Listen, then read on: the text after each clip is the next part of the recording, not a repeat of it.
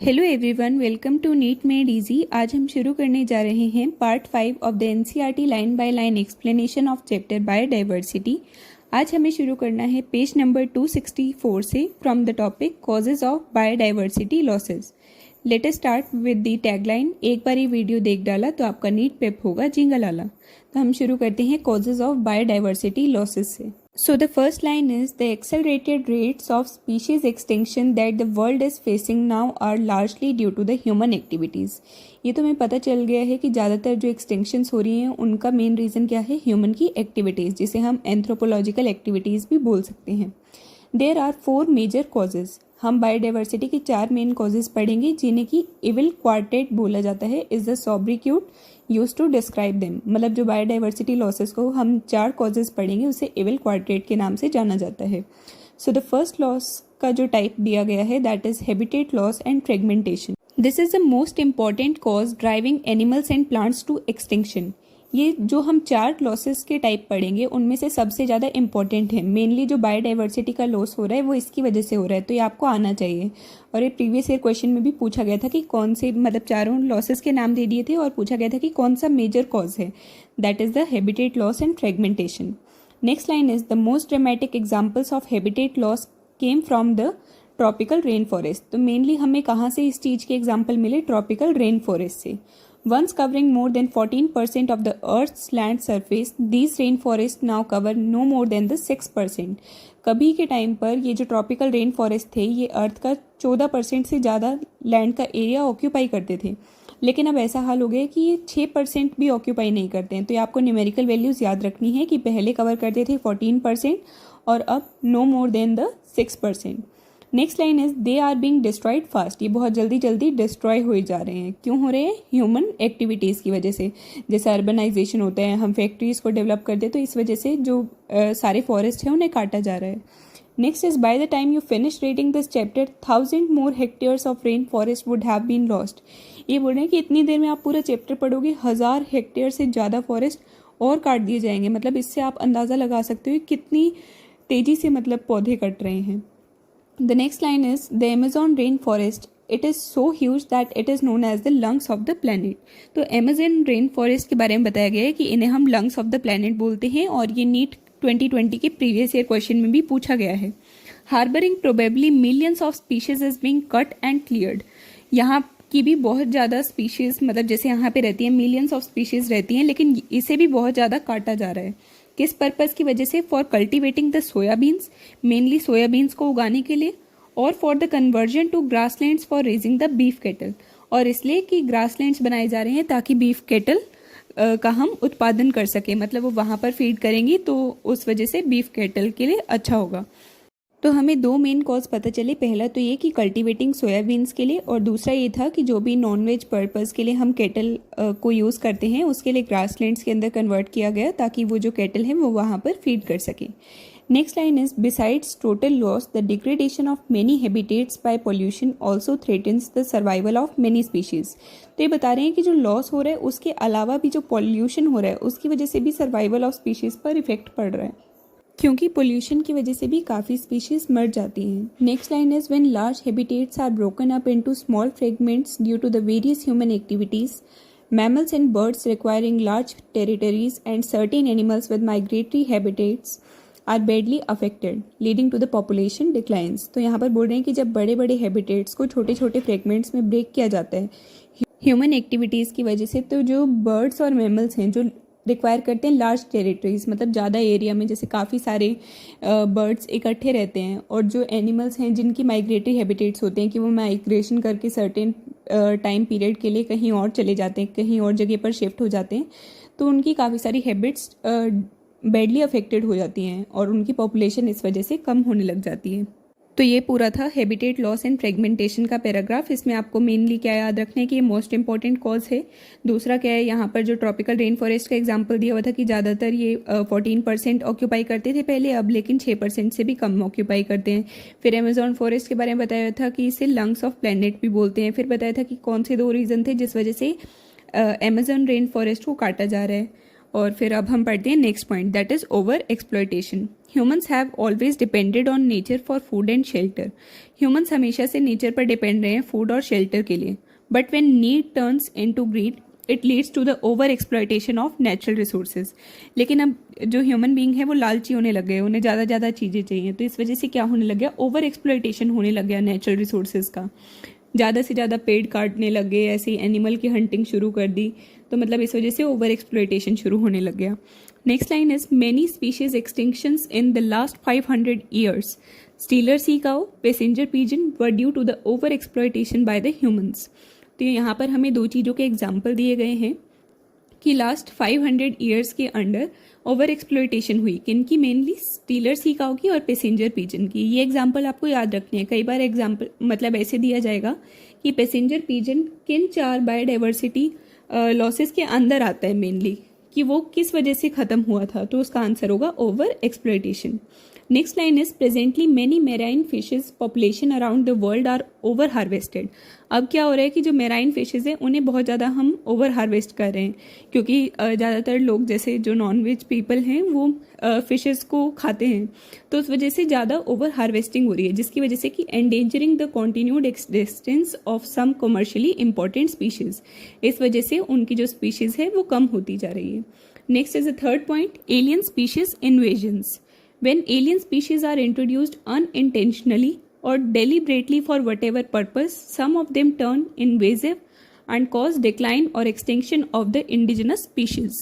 तो इस लाइन में हमें बताया है कि जब कोई एलियन स्पीशी हम एक एनवायरनमेंट के अंदर इंट्रोड्यूस करते हैं, एलियन स्पीशीज मतलब वो नेचुरली उस एरिया की नहीं है लेकिन उसे कहीं बाहर से लाया जा रहा है किसी भी पर्पज़ के लिए, तो वो कई बार इन्वेजिव हो जाती है। मतलब कि जो वहाँ की नेचुरल स्पीशीज़ हैं, जो इंडिजिनस स्पीशीज़ हैं उस एरिया की, जिसके अंदर उस एलियन स्पीशीज़ को लाया गया, वहाँ पर वो उनकी ग्रोथ को इफेक्ट कर रही है। जैसे कि अब हमें नेक्स्ट लाइन में एग्जाम्पल दिया गया है, the Nile perch introduced into Lake Victoria in East Africa led eventually to the extinction of an ecological unique assemblage of more than 200 species of cichlid fish in the lake. तब यहाँ पर हमें एक example बताया गया है कि एक एलियन स्पीशीज़ को जिसका नाम था नाइल पर्च, उसे लेक विक्टोरिया के अंदर इंट्रोड्यूस किया गया, जो कि कहाँ प्रेजेंट थी, ईस्ट अफ्रीका में। ये सारे वर्ड्स पर आपको बहुत अच्छे से ध्यान देना है। वेस्ट अफ्रीका है या लेक का कुछ और नाम है या किस स्पीशीज़ को इंट्रोड्यूस किया गया, आपको सारी चीज़ें पता होनी चाहिए। तो उसने किस चीज़ की एक्सटिंक्शन कर दी थी, वहाँ पर जो मेनली जो स्पीशीज़ पाई जाती थी केकलेट फिश की, 200 स्पीशीज़ से ज़्यादा केकलेट फिश एक्सटिंक्ट हो गई थी सिर्फ नाइल पर्च के इंट्रोडक्शन की वजह से। Next line is, you must be familiar with the environmental damage caused and threat posed to the native species by the invasive weed species like। तो अब हमें यहाँ पर बताएंगे कुछ स्पीशीज़ के एग्जाम्पल, जैसे कि इन्वायरमेंटल डैमेज हुआ, इनके बारे में हमने पहले भी कई बार पढ़ा है, जो कि वीड्स क्या होते हैं, unwanted plants that grow along with the crop. तो उन्हें जब इंट्रोड्यूस किया गया तो उससे इन्वायरमेंटल डैमेज हुआ। तो अब हम पढ़ते हैं कौन कौन से वो वीड के स्पीशीज़ थे। पहला है कैरेट ग्रास, जिसे हम जानते हैं पार्थेनियम के नाम से। दूसरा है lantana. Next is a water hyacinth, जिसे हम इकॉर्निया और टेरर ऑफ बंगाल के नाम से भी जानते हैं। तो जब ये सब वीड स्पीशीज इंट्रोड्यूस हुई तो इन्होंने इन्वायरमेंटल डैमेज कॉज किया। Next line is the recent illegal introduction of the African catfish. अब एक इलीगल इंट्रोडक्शन कराया गया अफ्रीका की कैटफिश का, जिसका नाम क्या है, क्लैरियास गैरीपाइनस। किस पर्पज के लिए, for the aquaculture purposes, is posing a threat to the indigenous cat fishes in our rivers. तो आपको ये सारे के सारे एग्जाम्पल ध्यान रखने हैं। पहला नाइल पर्च वाला, फिर ये जो वीड्स के नाम दिए गए हैं इनके दोनों नाम आपको पता होने चाहिए, और उसके बाद जो अफ्रीकन कैटफिश इंट्रोड्यूस की गई जिसका क्या नाम था, क्लैरियस गैरीपाइनस, और वो किस पर्पस के लिए इंट्रोड्यूस की गई थी, एक्वा कल्चर। और इसका जो इंट्रोडक्शन था वो लीगल वे से था या इलीगल, तो वो था इलीगल वे से, और इसने हमारे इंडिजिनस कैट फिशेज के ऊपर इफेक्ट डाला। अब हम पढ़ते हैं नेक्स्ट पॉइंट, दैट इज को extinctions. When a species become extinct, the plant and animal species associated with it in a obligatory way also become extinct. तो यहाँ पर हमें बताया गया है कि जब एक स्पीशीज एक्सटिंक्ट हो जाती है, एक्सटिंक्ट होने का मतलब कि बिल्कुल ख़त्म हो जाती है, तो उस स्पीशीज के साथ जो प्लांट और एनिमल्स एसोसिएटेड हैं, ऑब्लिगेटरी वे मतलब कंपल्सरीली उनके साथ रहते हैं। तो जब एक स्पीशीज एक्सटिंक्ट हो जाएगी तो दूसरी भी अपने आप हो जाएगी, क्योंकि वो दोनों साथ रहते हैं। Next line is, when a host species become extinct, its unique assemblage of parasite also meets the same fate. मान लीजिए कि एक होस्ट फिश एक्सटिंक्ट हो गई है तो उसके जो पैरासाइट होंगे वो भी एक्सटिंक्ट हो जाएंगे, क्योंकि वो पैरासाइट कहाँ पर पाए जाते हैं? होस्ट फिशेस के ऊपर। Next line is another example is the case of a co-evolved plant pollinator mutualism where extinction of one invariability leads to the extinction of the other। तो इसी तरीके से हमें दूसरा एग्जाम्पल दिया गया प्लांट पोलिनेटर म्यूचुअलिज्म का, जिसमें जब एक एक्सटिंक्ट हो जाएगा तो दूसरा भी अपने आप एक्सटिंक्ट हो जाएगा। तो हमें ये 4 कॉजेज ऑफ बायोडाइवर्सिटी लॉसेस पढ़ने थे। आई होप सो आपको ये अच्छे से समझ आ गए हों। और मतलब इनमें वैसे समझने का ज़्यादा नहीं है, लेकिन एग्जाम्पल्स वगैरह जैसे दिए गए हैं ना, तो वो आपको याद करने के लिए काफ़ी सारी चीज़ें हैं, तो उन्हें आप अच्छे से करना, सारे नाम वगैरह लिख के देखना। Next topic which we have to study today is 15.2 biodiversity conservation. 15.2.1 why should we conserve biodiversity, हमें बायोडाइवर्सिटी को कंजर्व क्यों करना चाहिए? आइए पढ़ते हैं। There are many reasons, some obvious and others are not so obvious, but all equally important। काफ़ी सारे reasons हैं, कुछ जो हमें पहले से पता है या कुछ नहीं भी पता, लेकिन सारे के सारे reasons important है, क्योंकि फाइनली हमें बायोडाइवर्सिटी को कंजर्व करना है। They are grouped into 3 categories। 3 categories में हमें बताया गया है, narrowly utilitarian, broadly utilitarian and ethical reasons। तो अब हम इन तीनों reasons के बारे में पढ़ेंगे। पहला जो है that is narrowly utilitarian. The narrowly utilitarian arguments for conserving biodiversity are obvious. Human derive countless direct economic benefits from nature. तो हमें पता है कि ह्यूमन जो है बहुत सारी चीज़ों का बेनिफिट लेता है नेचर से, जो कि इकोनॉमिक बेनिफिट है, उसे आर्थिक रूप से भी मदद करता है, जैसे कि food for the cereals, pulses and fruits, ये हमें एनवायरमेंट से ही मिलते हैं। नेक्स्ट इज फायरवुड, आग जलाने वाली लकड़ी, fibre, construction material, industrial products. फिर इंडस्ट्रियल प्रोडक्ट्स कैसे कैसे, like tannins, lubricants, dyes, resins, perfumes, ये सब भी हमें नेचर से ही मिलते हैं। And products for the medicinal importance. अब जैसे इतनी सारी चीज़ें दी गई हैं, आपको ना ये सारी याद करनी पड़ेगी, मतलब इस तरीके से याद रखना कि ये नैरोली यूटिलिटेरियन के अंदर आता है। अभी आप तीनों पढ़ेंगे तो आपको ऐसे छांटने के लिए दिया जा सकता है क्वेश्चन में कि which of the following are considered under the narrowly utilitarian category. तो आपको जब पता होंगे तभी आप कर पाएंगे। मतलब नैरोली यूटिलिटेरियन वाले वो हैं जो कि डायरेक्ट इकोनॉमिक बेनिफिट्स के लिए यूज़ किए जाते हैं। तो इस तरीके से आप थोड़ा समझ कर भी याद कर सकते हैं। Next line is more than 25% of the drugs currently sold in the market world wide are derived from the plants. तो ये काफ़ी इंपॉर्टेंट लाइन है कि 25% से ज़्यादा जो ड्रग्स मार्केट में बेचे जाते हैं वो प्लांट से मिलते हैं। And 25,000 species of plants contribute to the traditional medicine used by the native peoples around the world. और 25,000 स्पीशीज से भी ज़्यादा जो मेडिसिन हैं जो बाज़ार में मिलती हैं वो भी कहाँ से हमें मिलती हैं? प्लांट से। Nobody knows how many more medicinally useful plants are there in the tropical rainforest waiting to be explored। मतलब कि बहुत सारे ऐसे प्लांट्स हैं जो कि ट्रॉपिकल रेन फॉरेस्ट में प्रेजेंट है, लेकिन वो अब तक एक्सप्लोर नहीं किए गए हैं, उनके बारे में अभी हमें नहीं पता है। Next line is with increasing resources put into the bioprospecting. अब इसकी आपको डेफिनेशन ढंग से पढ़नी है और ये कई बार पूछी भी जाती है कि किस चीज़ की। तो बायो प्रोस्पेक्टिंग की अब हम पढ़ेंगे। Exploring molecular, genetic and species level diversity for the products of economic importance. तो तीनों चीज़ें याद रखनी है कि हमें किस किस चीज़ की डाइवर्सिटी देख रहे हैं यहाँ पर, मॉलिक्यूलर, जेनेटिक और स्पीशीज लेवल की डाइवर्सिटी, और किस पर्पस के लिए? इकोनॉमिक इंपॉर्टेंस के लिए। Nations endowed with rich biodiversity can expect to reap enormous benefits. तो ये था narrowly utilitarian. I hope so आपको समझ आ गया होगा। इसके एग्जाम्पल्स आपको याद रखने, और जो 2 मेन न्यूमेरिकल वैल्यूज़ यहाँ पर आई थी कि 25% से ज़्यादा जो ड्रग्स हैं वो प्लांट से मिलते हैं, और 25,000 से ज़्यादा जो मेडिसिन हैं वो भी हमें प्लांट से ही मिलती हैं। 25,000 स्पीशीज़ ऑफ प्लांट से मिलती हैं, सॉरी। सो नेक्स्ट टॉपिक पर अब हम आते हैं, that is the broadly utilitarian type. The broadly utilitarian argument says that biodiversity plays a major role in many economic services that nature provides। तो इसमें हमें बताया गया है कि ब्रॉडली यूटिलिटेरियन के अंदर कि हमें जो भी इकोसिस्टम सर्विसेज प्रोवाइड की जा रही हैं नेचर के द्वारा। Next line is the fast dwindling Amazon forest is estimated to produce through photosynthesis 20% of the total oxygen in the earth atmosphere। अकेला जो अमेजोन फॉरेस्ट है वही पूरी अर्थ के एटमॉस्फेयर का 20% ऑफ ऑक्सीजन देता है। ये काफ़ी इंपॉर्टेंट है और ये आपको पूरी न्यूमेरिकल वैल्यू भी याद होनी चाहिए कि अमेजोन फॉरेस्ट पूरी अर्थ को 20% ऑफ ऑक्सीजन प्रोवाइड करता है। Can we put an economic value on this service by the nature? क्या अब हम इस पर भी प्राइस टैग लगा दें? You can get some idea by finding out how much your neighbourhood hospital spends on a cylinder of oxygen. ये तो हम देख ही सकते कि हॉस्पिटल में भी मान लीजिए कोई बीमार हो जाता है और उन्हें ऑक्सीजन सिलेंडर की नीड होती है, तो कितने महंगे महंगे मिलते हैं। मतलब ऐसे ऑक्सीजन भी हमें फ्री नहीं मिलती, और हमें नेचर कितना मतलब कितनी चीज़ें से प्रोवाइड कर रहा है बिल्कुल फ्री में। मान लीजिए आपने कोरोना में ही देखा होगा ऑक्सीजन सिलेंडर्स की कितनी कमी हो गई थी, और जो मतलब मिल भी रहे थे वो इतने कॉस्टली मिल रहे थे, लेकिन नेचर तो हमें फ्री में इतना प्रोवाइड कर रहे हैं। तो ये सारे रीजन सब आपको समझ आ रहे होंगे कि बायोडाइवर्सिटी को हमें कंजर्व क्यों करना चाहिए। तो पहला हम पढ़ चुके हैं ब्रॉडली यूटिलिटेरियन का example, that is the photosynthesis.